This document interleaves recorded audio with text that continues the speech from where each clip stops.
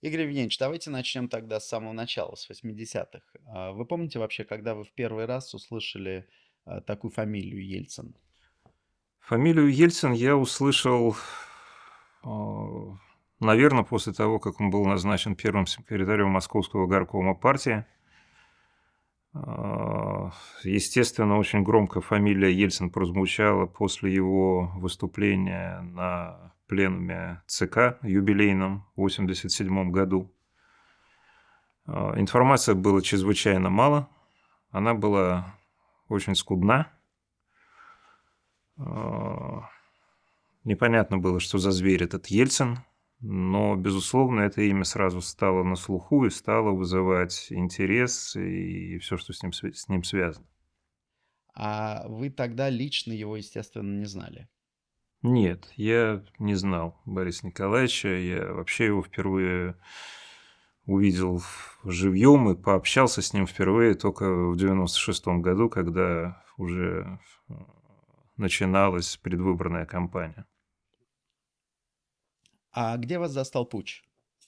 Путч 91-го года? Путч меня застал на Валдае.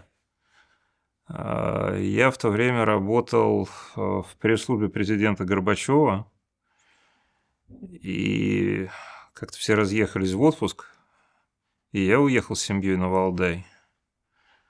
И в этот день сел на лодку с утра, да и уплыл куда-то, куда глаза глядят. Поэтому, к стыду своему, должен признаться, интернета не было, как вы понимаете, мобильных телефонов не было. Узнал я, в общем, о путче только к середине дня.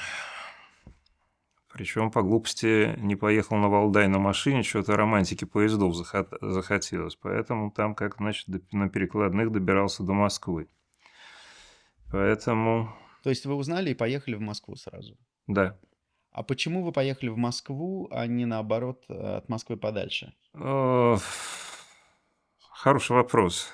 Ну, во-первых, никуда особенно подальше уехать нельзя в такой ситуации. Наоборот, тянет, собственно, в центр событий, чтобы понять, в конце концов, что происходит. Потому что все это «Лебединое озеро», там какой-то загробный голос по радио ничего не прояснял, но было понятно, что происходит что-то большого масштаба и что-то очень нехорошее. Надо сказать, что мое дурное настроение усилилось по мере того, как я добирался до Москвы, потому что какое-то время я там провел на перронах, в электричках, и я прислушивался к тому, о чем говорят люди. Честно говоря, практически никто не говорил о событиях в Москве. Все обсуждали вещи понятные, житейские, что совсем там пропала колбаса, я условно говорю. И вот это пугало. Равнодушие, собственно, к происходящему в Москве. Когда я добрался до Москвы, ситуация, естественно, изменилась. Там все было по-другому. Но вот это ощущение пугающее, что за пределами, там, не скажу Садового кольца, но уж там Московской окружной дороги, есть очень большая степень равнодушия к происходящему. Вот это чувство, помню, меня тогда поразило. И вы успели в эти 3 дня вернуться или вы вернулись уже позже? Нет, я вернулся в эти 3 дня. Что было делать, было абсолютно непонятно, потому что Горбачевский аппарат не работал. А, Царила растерянность, не скрою, среди сотрудников Горбачева. Было абсолютно непонятно, что происходит на самом деле, скажем так. Поэтому я поехал к своим друзьям на ABC, в Корпункт, где уж во всяком случае была заваль информации, да, какой угодно. Картинки, сообщения любых агентств и так далее. Что-то я пытался там комментировать по их просьбе, хотя комментировать мне было чрезвычайно трудно, потому что, как я сказал, я работал в пресс-службе и не имея вообще никаких ориентиров, я мог говорить только от своего собственного имени, в общем. Ну, Я был аналитиком, я много лет проработал в Институте США и Канады, поэтому говорить от своего имени, в общем, было не привыкать. Но я повторяю, состояние неопределенности было и было очень сильным.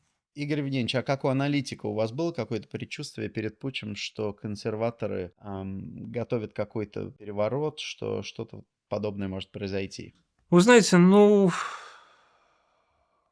перед путчем очень многих людей долго было ощущение неблагополучия и надвигающегося несчастья какого-то.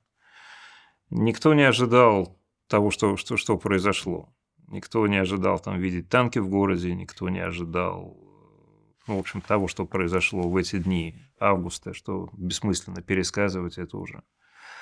Достояние истории. Но, в принципе, конечно, и после того, как была предложена новая программа партии, где слово «коммунизм», по-моему, употреблялось один раз там где-то в преамбуле, и после проекта нового союзного договора, после которого стало ясно, что никакого союза в прежнем, в традиционном его понимании просто не будет, в общем, росло ощущение, что будет нанесен какой-то ответный удар. Но как, в какой форме, когда он последует, об этом никто, естественно, догадываться не мог. И уж точно никто не ждал его в эти отпускные дни в середине августа. Тогда еще не было традиции, что в августе периодически что-то происходит. Это теперь перед августом часто любят напоминать, что тут всяко может произойти. Нет, тогда такого ощущения не было. Было ощущение просто мертвого сезона. Игорь Евгеньевич, давайте мы на пару лет назад откатимся. Когда вы начали работать в пресс-службе Горбачева? Я начал работать в пресс-службе Горбачева, чтобы я помню, в 1989 году, в марте месяце, вот как сейчас помню, я поступил на работу в ЦК КПСС, в международный отдел. Дело в том, что там была создана группа, вы будете сейчас смеяться, но она реально так называлась. Она называлась «Группа нового политического мышления». Проблема состояла в том, что сначала советские руководители начали рассказывать Западу, что у них есть новое политическое мышление, а потом выяснилось, что это просто фигура речи, сочиненная спичрайтерами, и что никто из руководителей не может объяснить, что такое новое политическое мышление, с чем его едят, грубо говоря, каково его содержание. Тогда срочно в ЦК создали группу. Под это дело изменили даже правила приема на работу, поскольку до этого стараниями, по-моему, все того же Лигачева в ЦК принимали только людей со стажем работы в партийных органах. То есть, если ты не работал там в райкоме, в обкоме, то ты не мог работать и в ЦК. Здесь в одночасье все изменилось. Набрали людей в основном из академических институтов, которым надо было объяснить, что же такое новое политическое мышление. Должен честно сказать, получилось не очень хорошо, потому что взгляды у нас были у всех совершенно разные. И поэтому, если называть вещи своими именами, то красивой фразой новое политическое мышление и осталось. Была другая политика совершенно, да? Но она была продиктована во многом обстоятельствами, там, политическими устремлениями лидеров с обеих сторон, но никакого нового политического мышления, как стройной концепции, как выстроенной системы взглядов, с моей точки зрения, не возникло, да и, честно говоря, возникнуть не могло. В тот момент, когда вы уже были в пресс-службе, вы застали, ну, скажем, хвост вот этого противостояния между Ельциным и Лигачевым, и потом Ельциным и Горбачевым. Как вы воспринимали все эти события? Вы знаете, я когда попал в ЦК, ну, во-первых, через некоторое время я понял, что я совершил ужасную ошибку, потому что я никак, до того, как я пришел туда на работу, я никак не мог понять, а в чем, собственно, заключается план игры. То есть было ясно, что идет демонтаж системы, но я совершенно не понимал, что за этим последует. По наивности я думал, что у руководства есть план. Ну, по советским масштабам я был тогда человек молодой, мне было 35 лет. Я тогда еще верил, что начальство знает. Ну, через несколько месяцев в работе в ЦК я в ужасе убедился, что никакого плана нет в помине. Просто его нет. И есть набор действий, последствия которых, собственно, никто не понимает. До конца не понимает или совсем не понимает. И, в общем, меня охватило нечто вроде ужаса, честно-то говоря, потому что этого я совершенно не ожидал. Более того, в ЦК я нашел какую-то абсолютно, ну, я бы сказал, многопартийную ситуацию, да. Вот были голуби, были ястребы, там, условно говоря, правые, левые, хотя, как обычно в нашей политической культуре, там непонятно кого кем называть, либералы, консерваторы. Опять же, что значит слово либерализм в Советском Союзе, равно как и консерватизм, это можно долго выяснять. Но, в общем, это были люди с самыми разными взглядами. То есть никакого там монолитного, сплоченного ЦК, и в этом смысле никакой линии ЦК просто не было в помине. И это, в общем, пугало, потому что это был основной орган управления страной. И понятно, что, как написано в Писании, дом, разделившийся в себе, не устоит. Так вот это уже был дом, разделившийся в себе. Поэтому, ну да, было там какое-то, было известное противостояние разных персоналей, там, можно сказать, даже разных крыльев, но для меня главным ощущением было даже не это. Знаете, когда есть просто два крыла, ну, кто-то, наверное, возьмет верх, или они договорятся, или заключат компромисс. Но когда это просто, извините, хаос, а у меня было именно такое восприятие, что там происходит, вот здесь уже надеяться особо нечего. И не на что. И в этом смысле конец Советского Союза был вполне логичен, потому что органы управления не могли выполнить своих функций. А у вас было тогда ощущение, как у многих, что Горбачев, да, начал реформы, но сам же их и тормозит из-за своей нерешительности, а Ельцин в этот момент настроен более решительно и готов двигаться вперед? Нет, ну как, ну у меня была масса, естественно, всяческих ощущений. Во-первых, трудно воспроизвести, не буду врать, ощущения той поры. Естественно, через какое-то время Ельцин стал выглядеть гораздо более радикальным деятелем, чем Горбачев. Но здесь сразу выяснилось одно важное различие между ними. Потому что Горбачев пытался сохранить Советский Союз. Другой вопрос, что в свете его же собственной политики это было невозможно. Это то, о чем я говорю, о том, что последствия собственных действий никто не предвидел, включая Горбачева. С другой стороны, Ельцин всегда воспринимался человек, который мной воспринимался, или мне сейчас так кажется, но он мной воспринимался как человек, который сделал ставку на Россию. Да?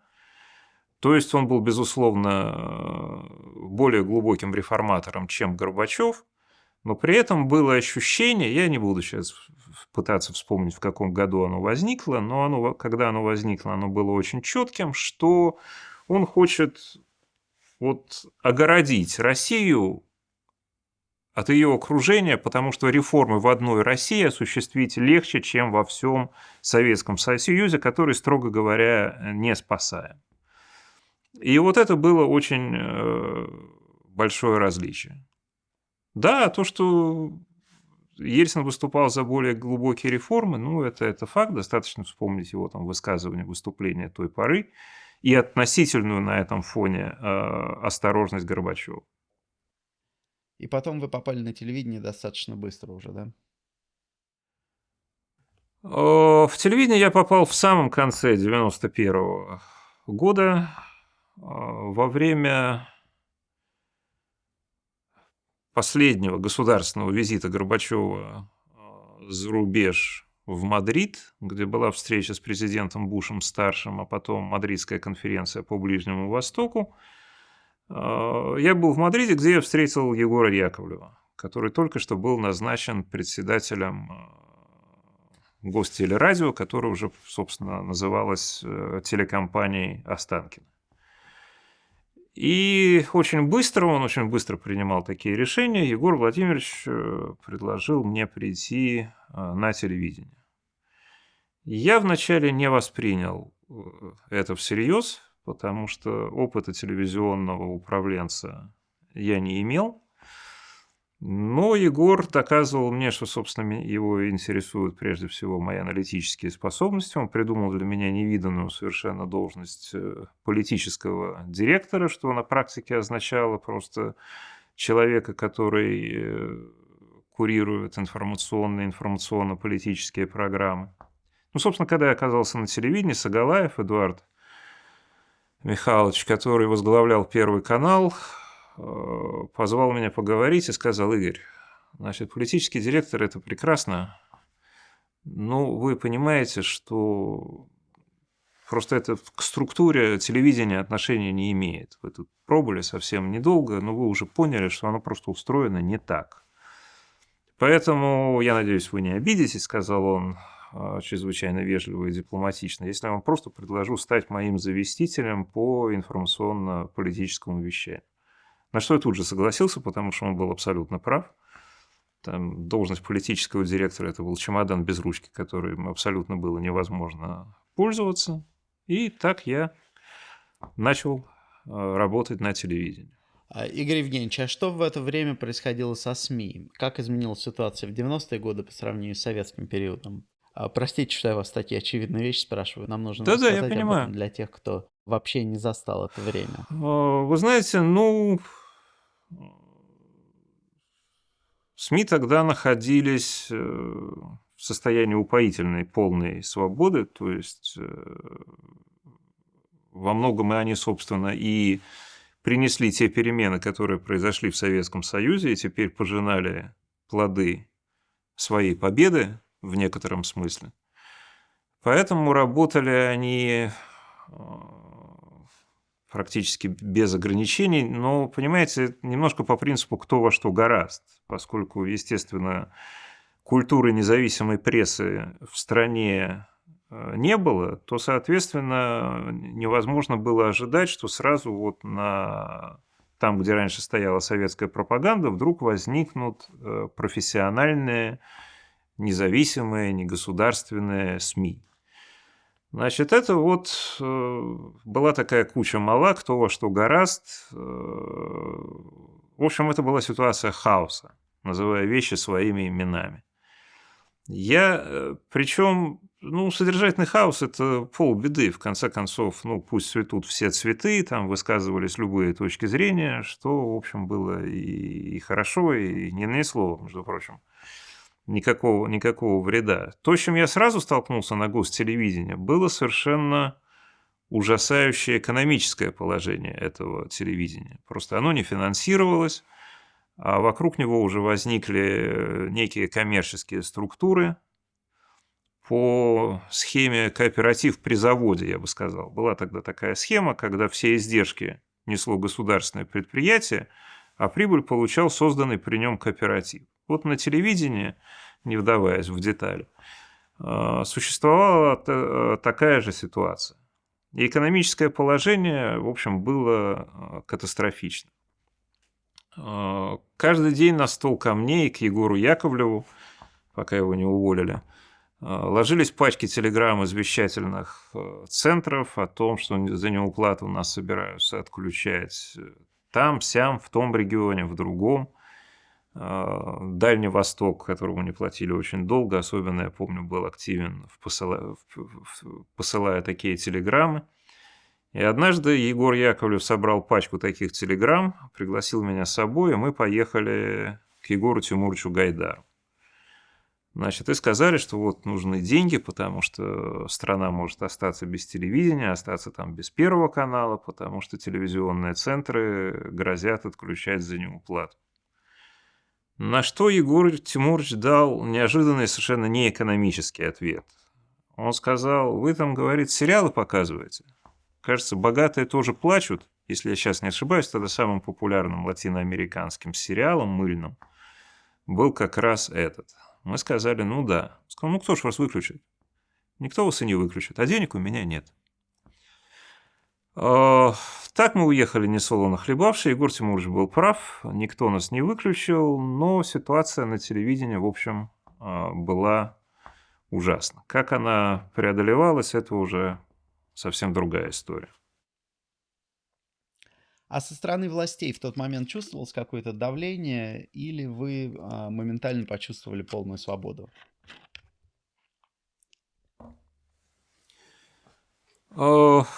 Всегда власть в России считала, что она может и должна вмешиваться в работу телевидения.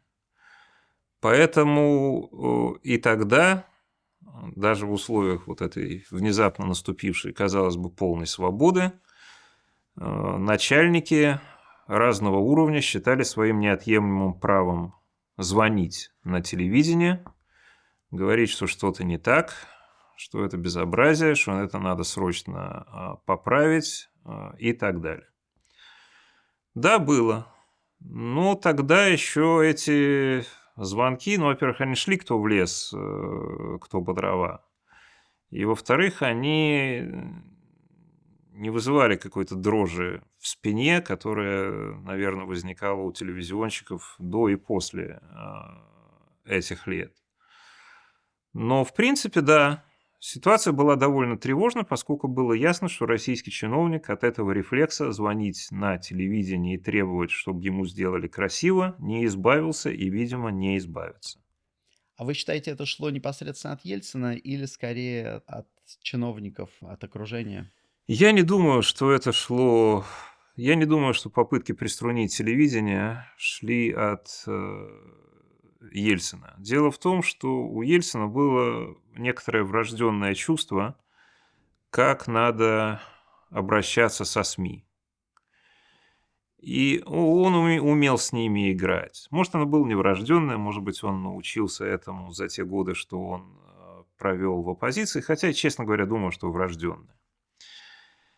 И поэтому я уверен, что это шло не от Ельцина, но это шло от его окружения, от приспешников, вроде министра Полторанина, и прочих желающих порулить средствами массовой информации. Я считаю, что это была вообще одна из очень сильных сторон Ельцина, что он умел и любил работать со СМИ. Иногда это, конечно, давало сбои. Были СМИ, на которые он сильно обижался, как, скажем, на телекомпанию НТВ. Но он умел преодолеть эту обиду, наверное, даже злость. И он понимал, что России нужна конкурентная политика и нужны средства массовой информации, которые не контролируются государством. То, что они говорят, не контролируется государственным чиновником. Вот это врожденное понимание, мне кажется, у него точно было. А расскажите вкратце, может быть, широкими мазками о том, как создавался НТВ, и об участии Ельцина в этом тоже. Да.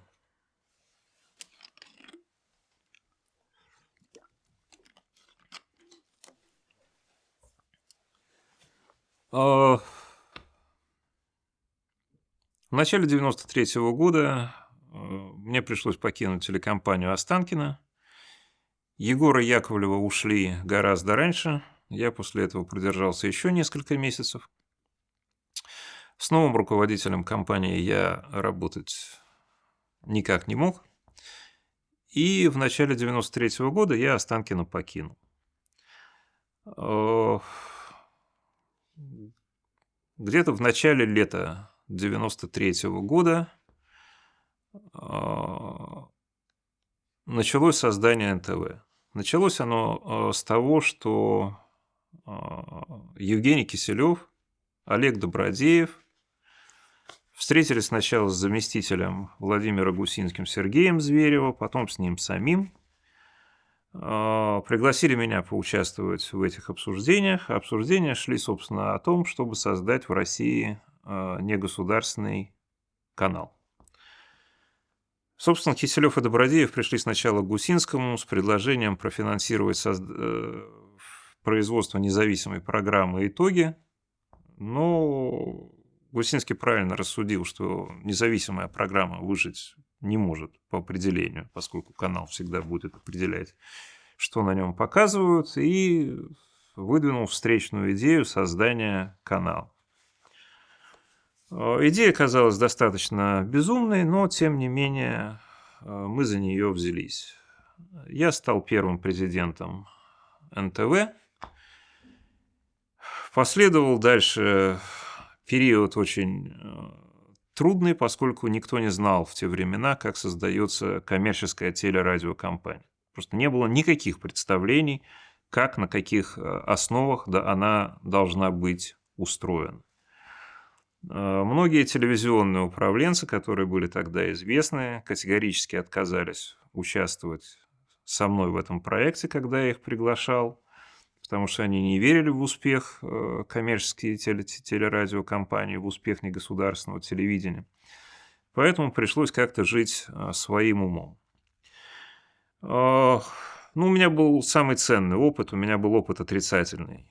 Проведя некоторое время в телекомпании Останкино, а в конце я был уже генеральным директором Первого канала и первым зампредом Останкино, я накопил большой отрицательный опыт. Вот, побывав на государственном телевидении, я знал, как не надо, чего делать нельзя. Как показывает жизнь, это во многих случаях самое главное знание. Можно не знать, что делать и как делать, но очень важно знать, чего не делать. Вот это вас может спасти в критической ситуации. Это нас, собственно, и спасло. Первоначально, сейчас это уже мало кто помнит, телекомпания НТВ выходила по договору с питерским каналом раз в день по будням с программой новостей, по субботам с программой «На медне» Леонида Парфенова и с итогами по воскресеньям. Значит, удалось убедить Бориса Николаевича в том, чтобы поддержать создание независимой негосударственной телекомпании, и ему была передана половина, начиная с 18 часов, так называемого четвертого канала. Еще раз. Хотя для Бориса Николаевича это был ход весьма рискованный, но с моей точки зрения он подтверждает одно, что Ельцин на самом деле умел работать со СМИ, не боялся их и хотел, чтобы в стране были СМИ, где работают журналисты. И где говорят то, что считают нужным журналисты, а не то, что указывает чиновник. Поэтому после явно колебаний, раздумий, некоторой закулисной борьбы, в детали которой я вдаваться не буду. Во-первых, я много чего не знаю, называя вещи своими именами. Во-вторых, сейчас это уже потеряло актуальность. Ельцин подписал указ о передаче в порядке эксперимента, насколько я помню, там было написано, половины четвертого канала для создания телекомпании НТВ. Не было бы Ельцина, никакого НТВ бы не было. Ситуация здесь очень проста, если не вдаваться в детали. Соответственно, уже 17 января 1994 года телекомпания НТВ вышла в эфир в 18 часов вечера и, в общем, быстро завоевала зрительскую аудиторию. Наверное, не мне об этом рассказывать. В первые годы существования НТВ началась Чеченская война, и вам как-то приходилось это освещать. Вы тогда ощущали какое-то прямое давление на телеканал со стороны властей? Чеченская война, я, собственно, сейчас оставляю в стороне, собственно, войну, я буду говорить только о ее воздействии на телевидение, была для, в общем-то, только что созданной телекомпании НТВ совершенно колоссальным испытанием. Потому что вот здесь впервые, наверное, телевидение почувствовало настоящее давление со стороны государственной власти. Понимаете, сейчас, годы спустя, я на самом деле могу сказать, что я понимаю всех участников тех конфликтов, и журналистов, и даже чиновников, ну, честных чиновников. Там были и отпетые карьеристы, на которых клейма было негде ставить. Ну, я говорю о людях, которые вот честно считали, что телевидение должно было работать так, а не иначе. Которые вот искренне совершенно не понимали, что чиновник не может и не должен определять, как оно работает, если это телевидение находится в рамках, которые определены законом. Но когда началась первая чеченская кампания, НТВ, конечно, пришлось худо. Например, на заседании правительства первый вице-премьер Сосковец публично заявил о том, что отберет у НТВ лицензию на вещание, если это безобразие в виде освещения чеченской войны не прекратится.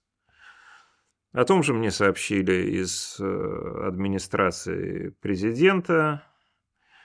Дальше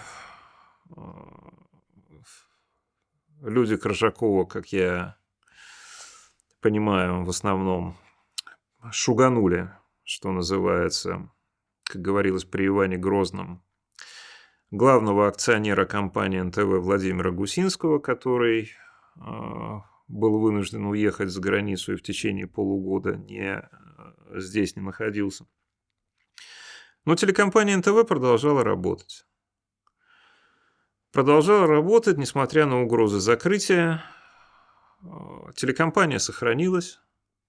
Я опять считаю, что сохранилась благодаря Ельцину, потому что наверняка за ним было последнее слово, что с этим делать. И хотя Борис Николаевич был на НТВ очень зол, я потом имел случай в этом убедиться, надо отдать ему должное, что он не позволил себе, чтобы его рука поднялась и прихлопнула телекомпанию НТВ, что он, безусловно, мог легко сделать. Этого никогда не произошло. Потом ситуация разрядилась или стала разряжаться, скажем так, поскольку тупиковый характер Первой Чеченской войны через некоторое время стал, в общем, очевиден, что таким образом проблема Чечни решена быть не может.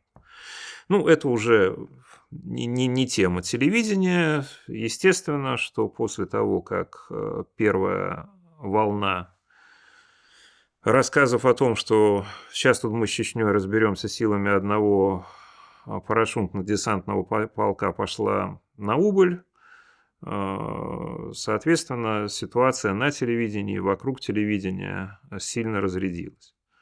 Но первые месяцы, безусловно, были очень непростыми.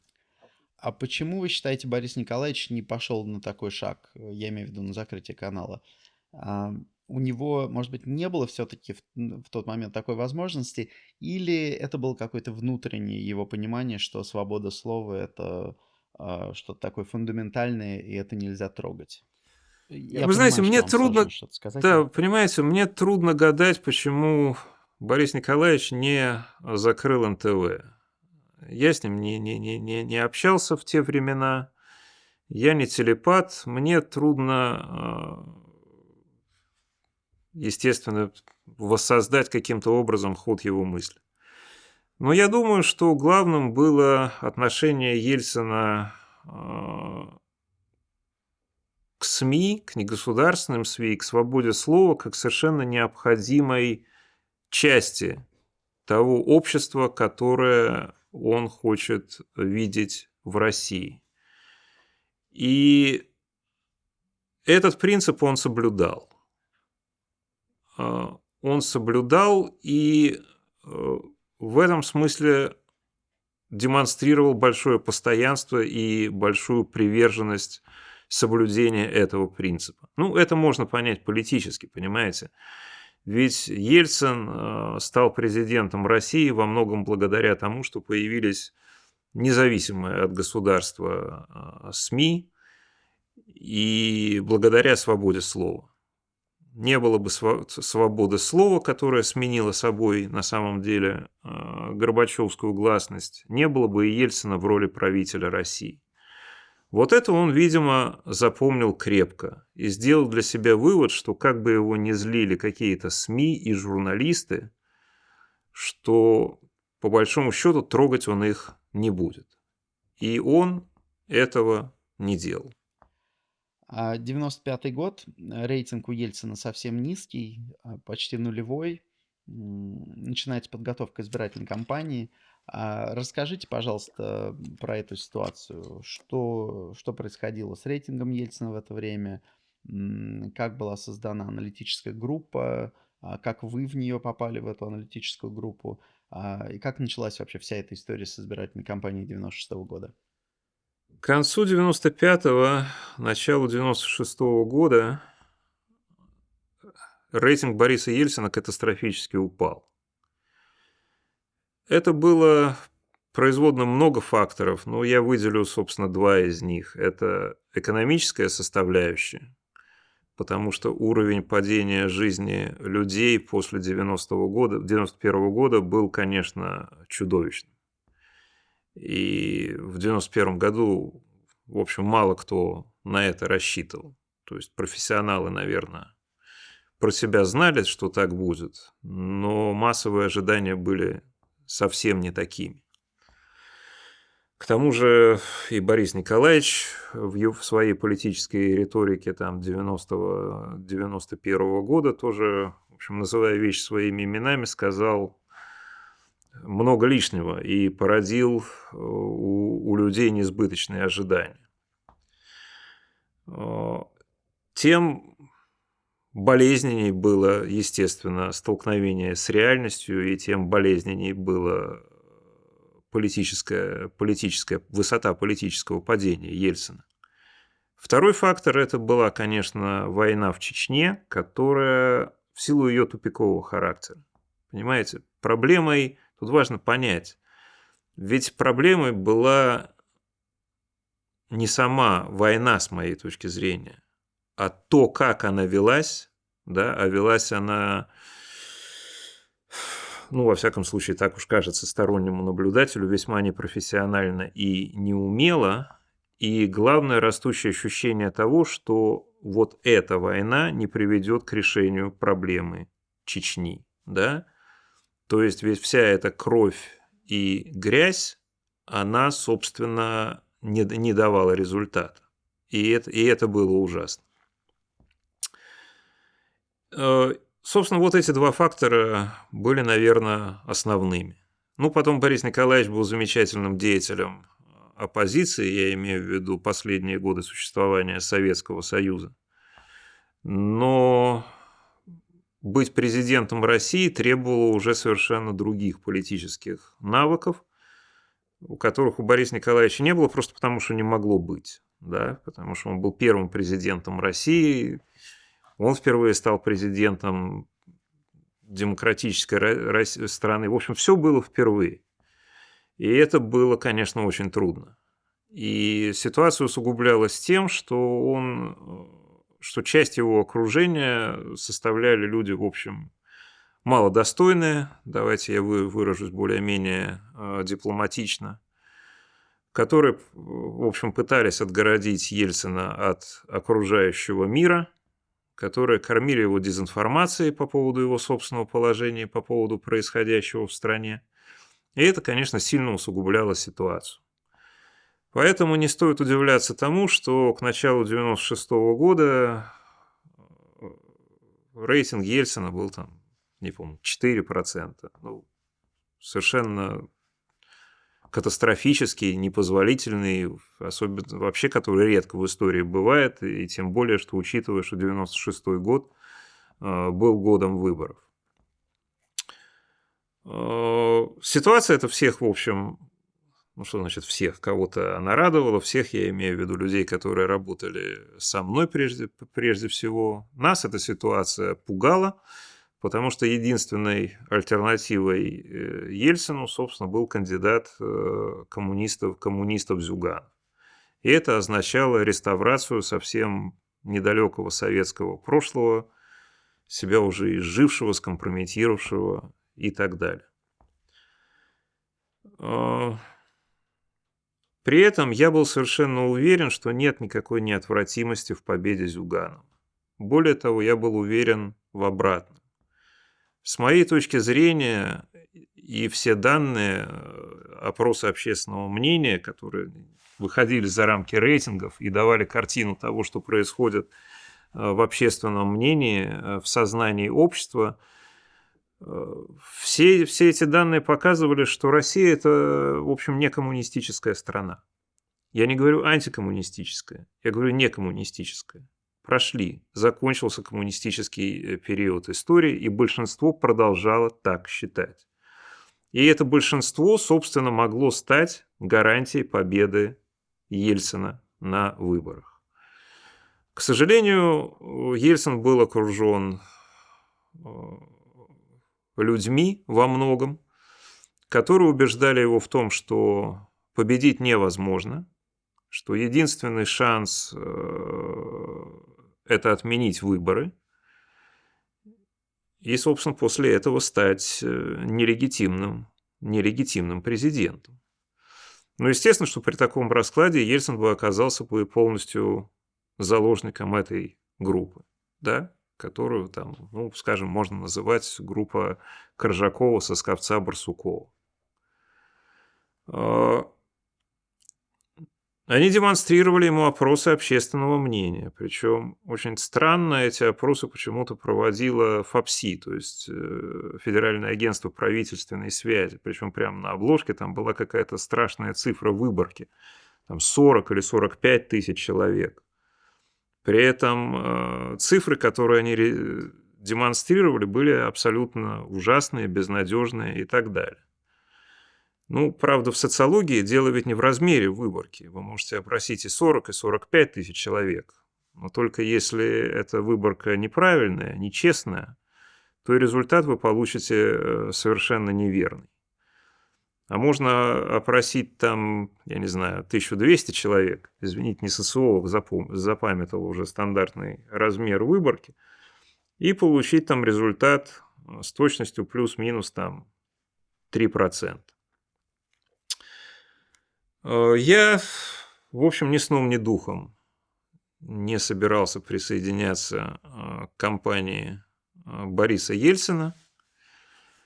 Это была просто не моя работа.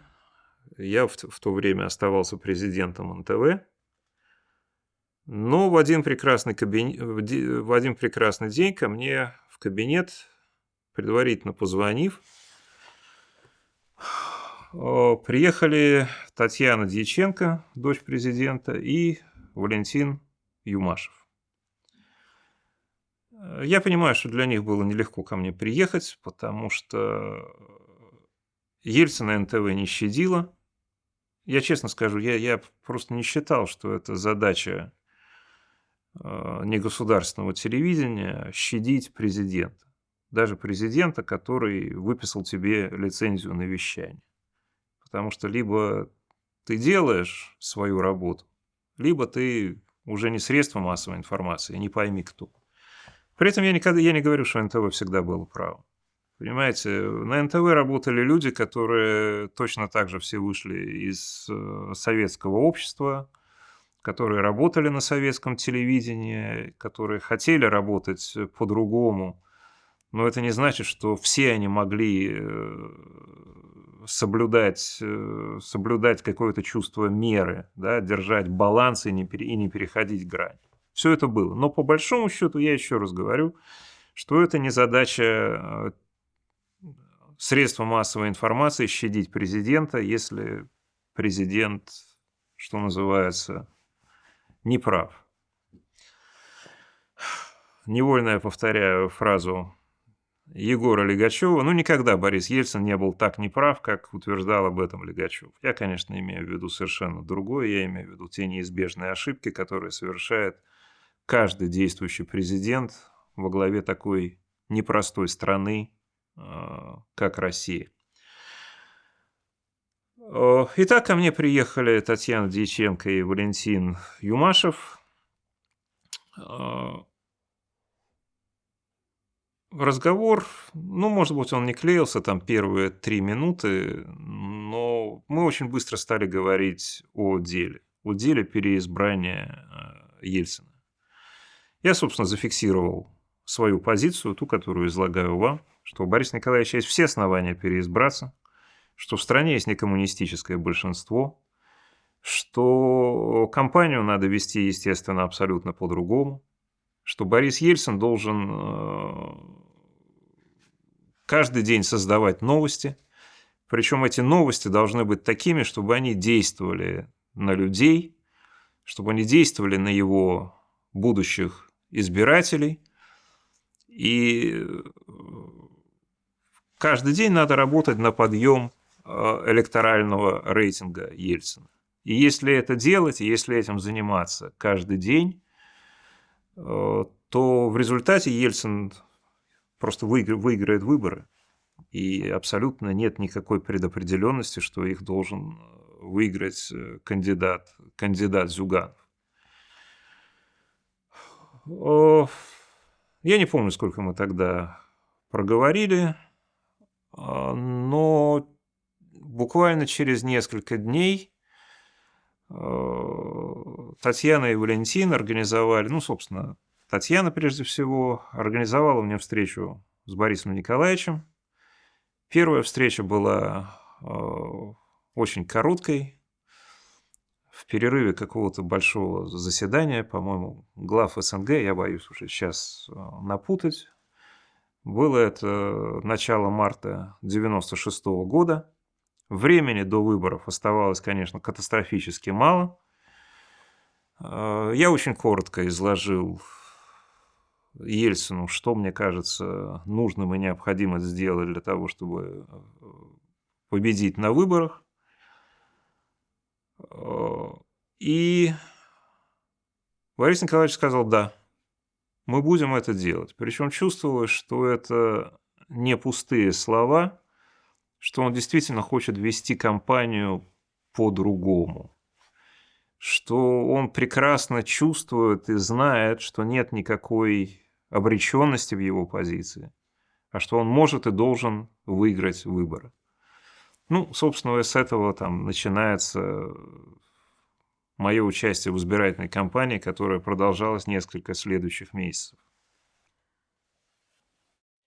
Игорь Евгеньевич, средства массовой информации тогда единодушно практически бросились помогать предвыборной кампании Ельцина. Это происходило потому, что были какие-то обещания со стороны власти, что вот если вы нам поможете, то мы тогда вам то-то и то-то. Или все просто понимали, что победа над коммунистами — это единственный способ выжить как независимое средство массовой информации? Когда я начал работать в избирательной кампании, в так называемой аналитической группе, я отошел от руководства НТВ. Я не стал формально подавать в отпуск, потому что я считал, что в условиях России шаг этот будет воспринят как чистое лицемерие. Но сделать мне это было относительно легко, потому что НТВ было уже тогда хорошо налаженной машиной. Я никогда не был главным редактором НТВ, поэтому, собственно, машина эта продолжала действовать без меня. И роль моя в избирательном... был формальный избирательный штаб, про который, собственно, мы можем легко забыть, но в рамках аналитической группы задача моя заключалась вовсе не в том, чтобы выстраивать СМИ. Я просто на это никогда не согласился. Во-вторых, просто это было невозможно и не нужно, потому что любая попытка выстроить СМИ привела бы к эффекту обратно желаемому. Да? Собственно, мы бы получили оппозицию в СМИ, а многие средства массовой информации находились уже в глухой оппозиции Ельцина, там, я не знаю, к началу 1996 года, именно в силу там тяжеловесных попыток там группы Коржакова-Сосковца всем объяснить, как надо показывать президента и что вообще про президентскую власть надо говорить. Поэтому задача аналитической группы была совершенно другая. Все начиналось прежде всего с опросов общественного мнения, которые проводил Фонд общественного мнения во главе с Александром Аслоном. Это была настоящая социология, и которая давала глубокое и адекватное понимание того, что, собственно, в общественном мнении страны происходит. И где есть резервы для того, чтобы повышать электоральный рейтинг Ельцина. То есть каждый день собирались и начинали... Мы ведь отталкивались от совершенно конкретных вещей. Есть президент, есть фиксированное количество дней до выборов, есть, соответственно, энное количество новостей, которые мы обязаны создать. Причем создать таким образом, чтобы это действовало на избирателей. И вот здесь, собственно, в аналитической группе начиналось обсуждение, да? Где? Вот в этом регионе. Вот тут надо бороться или не надо бороться в этом регионе. Там, в конце концов, бывают ситуации почти безнадежные, оставить его на потом, если сил хватит. Что, кому здесь надо сказать? Вот с кем президент должен встретиться, какие инициативы выдвинуть, да? Какой при этом должна быть, наконец, картинка для того, чтобы это подействовало. А понимаете, а дальше уже телевидение, оно ведь работало в автоматическом режиме. Оно освещало то, что делает президент. Поначалу, конечно, не все клеилось, потому что потребовалось некоторое время для того, чтобы взять ситуацию под контроль. Например, аналитическая группа уже существовала, но еще мало что успела сделать, и Борис Ельцин поехал в Краснодар. Ну, надо сказать, что результат был ужасный, потому что это все было в стиле худшего советского протокола. Во-первых, вместо там избирателей он встретился с чем-то сильно напоминавшим советский партхозактив. Когда он шел по улице, он был окружен кольцом охраны, которое не позволяло людям к нему приблизиться. Люди стояли с мрачными враждебными лицами, то есть было понятно, что эта поездка пошла там не в плюс, а, возможно, даже в минус. И Можно тут поподробнее? здесь я хочу досказать один эпизод с этим связанный. И после того, как он съездил в Краснодар, Чубайс и я поехали к Ельцину с фотографиями. Там, собственно, было два набора фотографий. Одни, относительно старые, Ельцина образца там 1991 года, когда он буквально купается в море людей, и когда вот он один из них, да, и когда видно, что люди его любят. А это ведь невозможно подделать. А дальше шли фотографии из Краснодара. Контраст был абсолютно разительный. Надо сказать, что Борис Николаевич был исключительно благодарным кандидатом, с которым для работы, да, потому что он какие-то вещи он схватывал просто на лету, ничего не надо было объяснять, ничего не надо было доказывать, понимаете? Если вы говорили, что там 2 × 2 = 4, вот оно, там не надо было пытаться доказать, что 2 × 2 = 4, потому что Ельцин знал, что это так. Когда он посмотрел на эти фотографии, он сразу понял проблему. И он сразу сказал, что будет по-другому. И с этого дня стало по-другому. И поездки Ельцина, и встречи Ельцина были уже другими. Что касается журналистов, они освещали то, что делал Ельцин, то, что мы для него готовили, да, то, что мы помогали ему сделать. Но, конечно, симпатии абсолютного большинства журналистов были на стороне Ельцина. С этим, если угодно, ничего нельзя было поделать. Понимаете, журналисты были поставлены... Конечно, хорошо, когда у вас есть там кандидат А и кандидат Б. И журналист, который освещает деятельность кандидатов, отлично знает, что ничего не изменится в его жизни от того, кто из них станет президентом. Да? Вот тогда действительно журналисту можно грозить пальцем, напоминать ему, чтобы он забыл свои личные симпатии и так далее. Но здесь ситуация была, к сожалению, другая.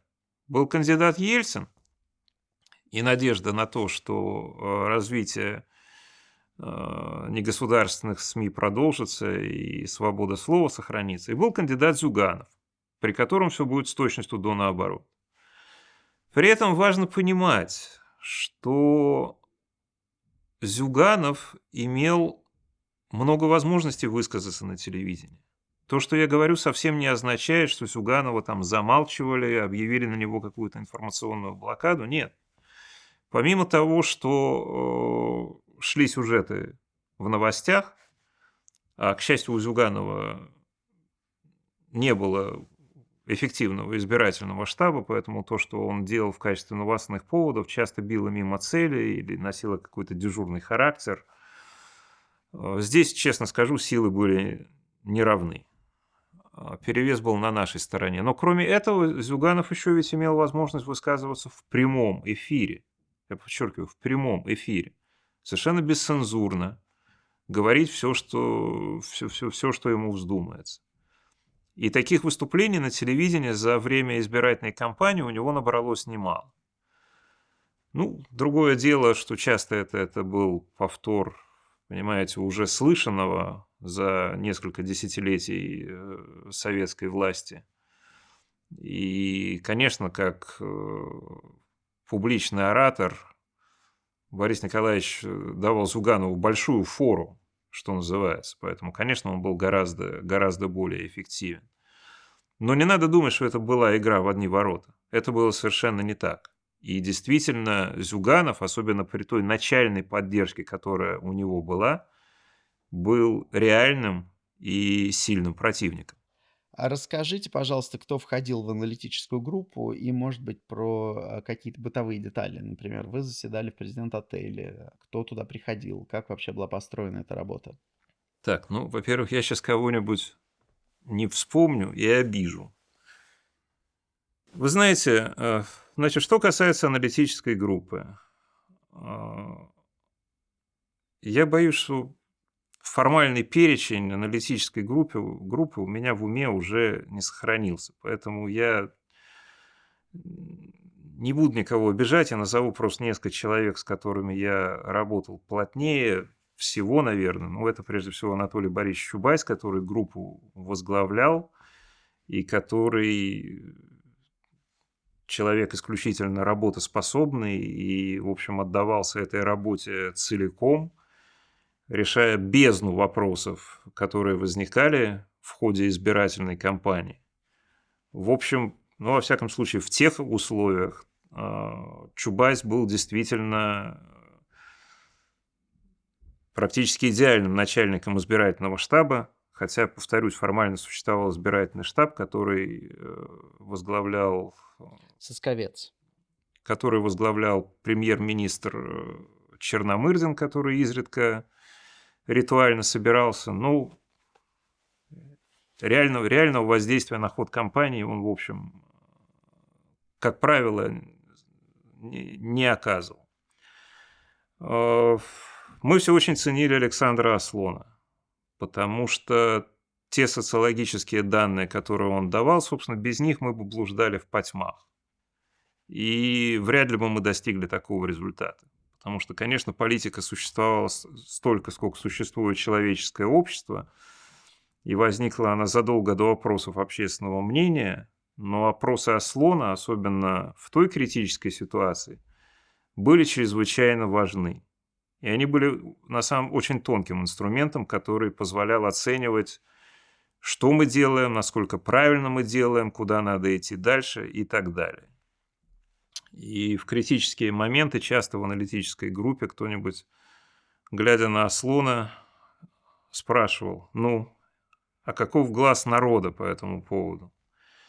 И Аслон, пытаясь интерпретировать, понимаете, ведь главный в вопросах общественного мнения – это интерпретация, потому что голые цифры часто мало что значат. Он начинал интерпретировать те данные, которые у него были на руках, чтобы ответить на наши вопросы. Что, когда, где, как, надо сделать, что посоветовать и так далее. Был Василий Шахновский, который занимался сложными организационными вопросами, потому что можно решить, естественно, на заседании аналитической группе, что делает президент, что он говорит, с кем он встречается, как выглядит картинка, а потом на практике ничего этого не происходит, и все это остается в стенах этой комнаты.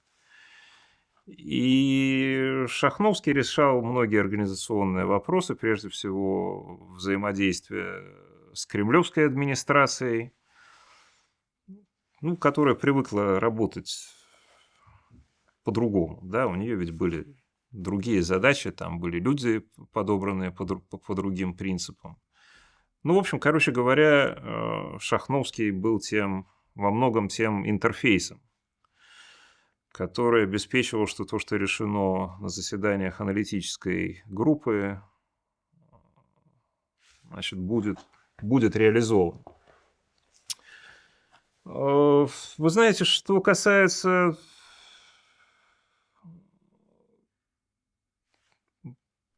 бытовой стороны жизни аналитической группы, рассказывать тут практически не было. У нас не было никакого быта. У нас была комната в президент-отеле, где мы регулярно собирались, где мы просиживали бесконечные часы, споря, дискутируя, выдвигая безумные идеи, их разрабатывая, потом отвергая, идя по какому-то пути, который казался заманчивым, а потом оказывался тупиком. То есть, вы знаете, при всем желании мне трудно что-то рассказать про быт аналитической группы, потому что это действительно, это был мозг. Какая бытовая жизнь у мозга? Особо никакой. Вот поэтому и трудно рассказывать, в чем, собственно, заключалась бытовая сторона жизни аналитической группы.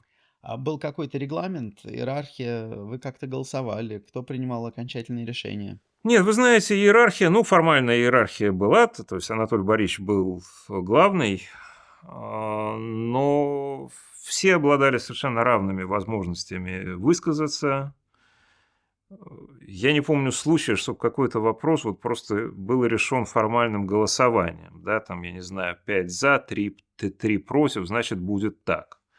Нет, в общем, вопросы решались консенсусом. Не потому, что решили, что будем решать консенсусом, а потому что мы знали, что ни одно осмысленное возражение не должно отметаться просто в сторону. Да? Что если у человека есть позиция, и он внятно ее аргументирует, то это обязательно надо принимать во внимание.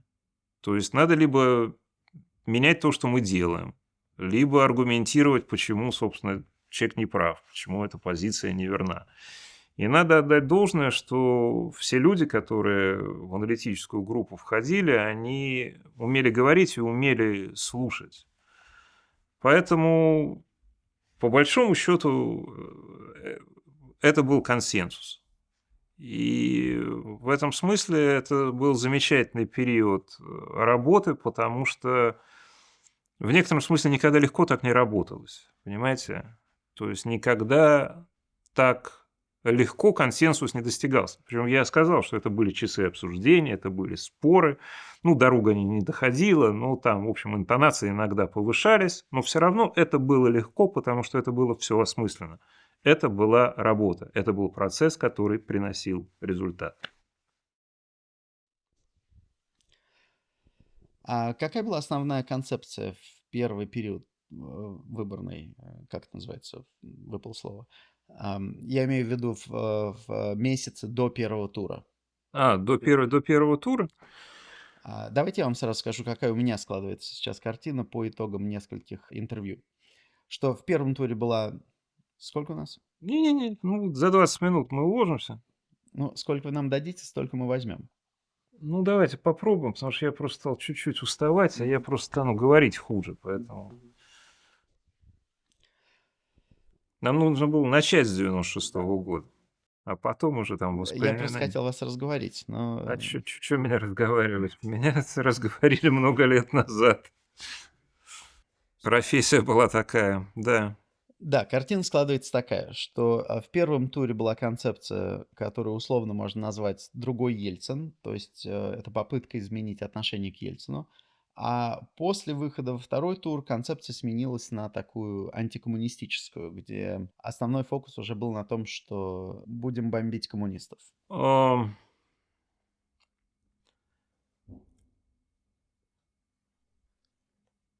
С самого начала работы аналитической группы мы стали получать качественную социологию,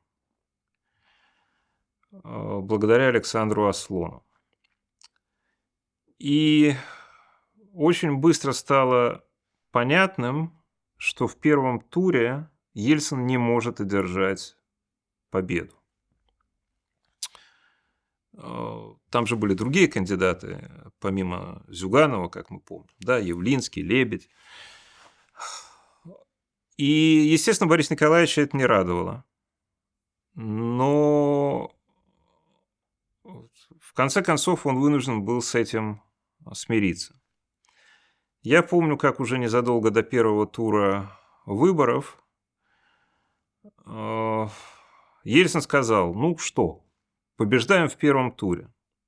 На что аналитическая группа, причем, по-моему, это было в какой-то такой очень неформальной атмосфере, мы что ли ужинали или обедали вместе. Ну, да, да, в первом туре.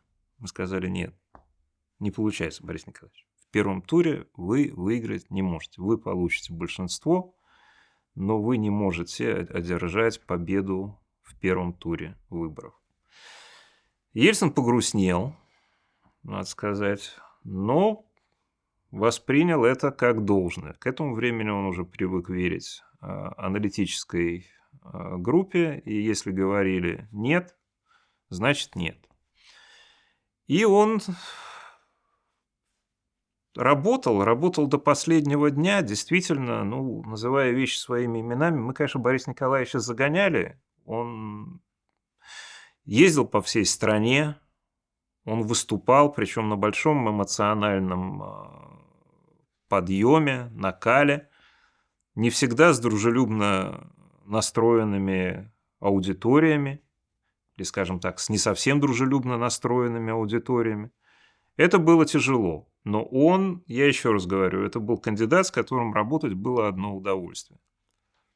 Он делал все, что ему предлагала аналитическая группа, то, с чем она согласилась. И в результате возник образ другого Ельцина, если брать за точку отсчета конец 95-го, начало 96-го года. Но в каком-то смысле этот Ельцин не был другим. Это был подзабытый Ельцин. Потому что очень во многом этот Борис Николаевич напоминал себя конца 80-х, самого начала 90-х годов. Конечно, он стал старше, конечно, здоровье было уже не то. Но, тем не менее, вот по тому, как он общался с людьми, по тому эмоциональному контакту, который он с ними устанавливал, это был в некотором смысле прежний Ельцин. Первый тур выборов закончился так, как, собственно, мы и предвидели. То есть опросы Аслона с высокой точностью предсказали результат. Началась подготовка ко второму туру выборов. Ну, здесь у Ельцина остался уже один соперник, противник, Зюганов. Поэтому во многом то, что делалось между двумя турами, естественно, было направлено на то, чтобы ослабить политические позиции Зюганова.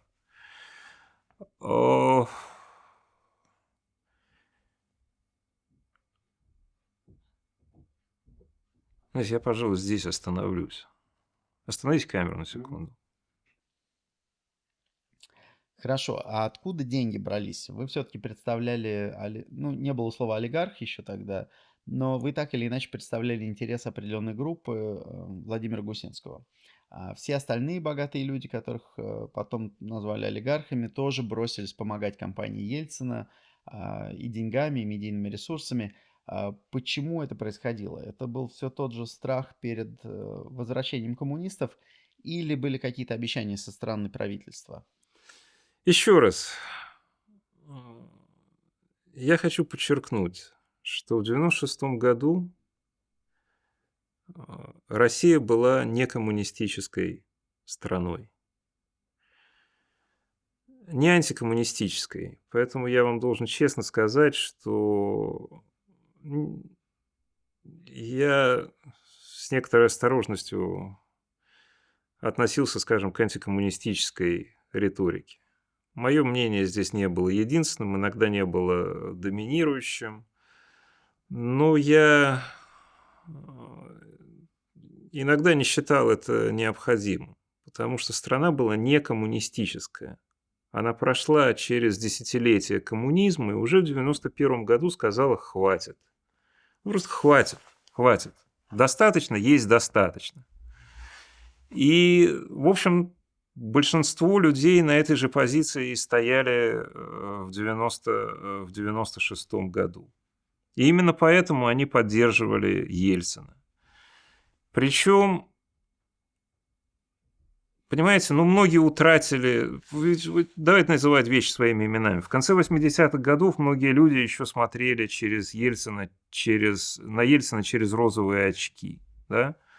А он человек, живой человек, со своими сильными, слабыми сторонами, с ошибками, которые он совершал. Поэтому вот этого флёра очарования, возможно, уже и не было в 96 году. Но, тем не менее, большинство людей достаточно трезво понимало, что если они хотят продолжать жить в некоммунистической стране, то они должны поддержать Ельцина. Потому что другого варианта по большому счету не было. Потому что Ельцин уже продемонстрировал, что он может сделать. Потому что в 1991 году, как все прекрасно помнили, он противостоял системе, противостоял не один год, и он победил.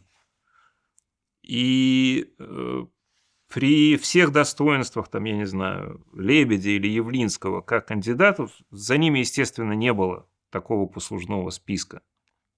И именно поэтому большинство избирателей Ельцина поддерживало и продемонстрировало это на избирательных участках. Так, дайте я на секунду выйду. Игорь Евгеньевич, а в чем вы считаете основная заслуга Ельцина перед Россией? Я думаю, что главная заслуга Бориса Николаевича Ельцина перед Россией заключается в том, что он не побоялся. Что он не побоялся властвовать. Понимаете, ведь правит всегда тот, кто на это способен. И то, что Ельцин оказался способен, это главная его заслуга. Это было и колоссальным бременем. Понимаете, власть – страшная штука. Причем Борису Николаевичу досталась неустоявшаяся, славная среднеевропейских размеров страна, а Россия, образовавшаяся в результате распада Советского Союза. То есть ситуация и историческая ответственность, она огромна. И Ельцин не побоялся властвовать. Я ведь думаю, что он, конечно, заранее это понимал. Ну, как этого можно было не понимать, да? Когда разваливался Советский Союз, собственно, ответственность за что он на себя берет. Кстати говоря, я никогда не считал, почему я так был еще уверен, что Ельцин победит. Я никогда не считал, что Зюганов может и хочет властвовать. Вы знаете, я понимаю, что и он, и его сторонники будут отрицать это с пеной у рта, но мне всегда казалось, что Зюганов боится власти и не хочет ее. Вот он как последние все 20 лет работает министром по делам красного электората, вот так это, по-моему, его и вполне устраивает. Может быть, я несправедлив, но мне так казалось. Ельцин в этом отношении был совершенно другим человеком. И очень важно, конечно, то, что он не просто не побоялся властвовать, в том смысле, что он стремился не к власти ради к власти. У него были принципы. Да, он мог колебаться. Он, в конце концов, был человеком, который родился и вырос в Советском Союзе. Но, тем не менее, у него были принципы, от которых он не отступал. Он не добивал своих противников.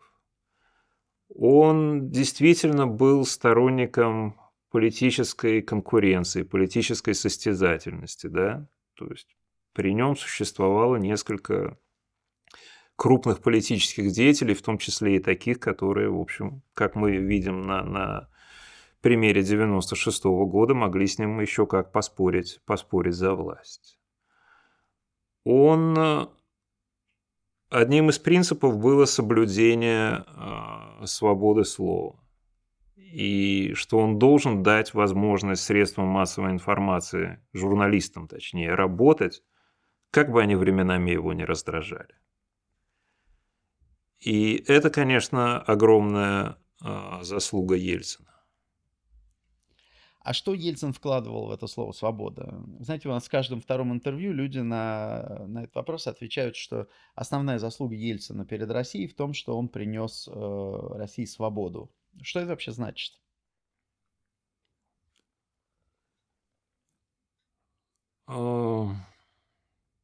Часто говорят, что Ельцин принес в Россию свободу. Вообще, вы знаете, я должен сказать, что еще про Горбачева тоже говорили, что Горбачев дал нам свободу. Я рискну поспорить с обоими утверждениями. Никто не может дать вам свободу. Либо вы ее берете, либо она вам не нужна.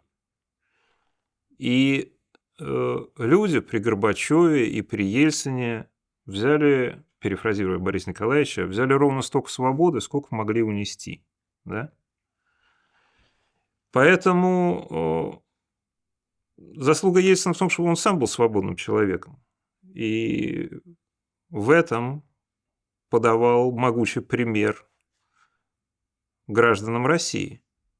Но принести свободу он им, с моей точки зрения, не мог. И... Сейчас, подожди, здесь придется вырезку делать.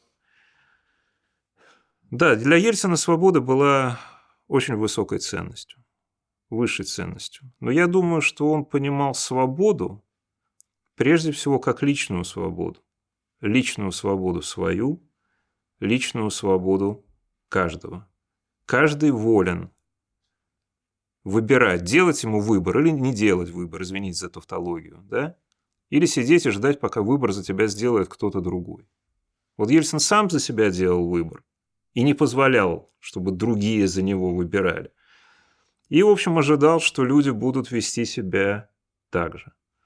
И в этом смысле он дал пример свободы. А свобода – это уже личное дело каждого.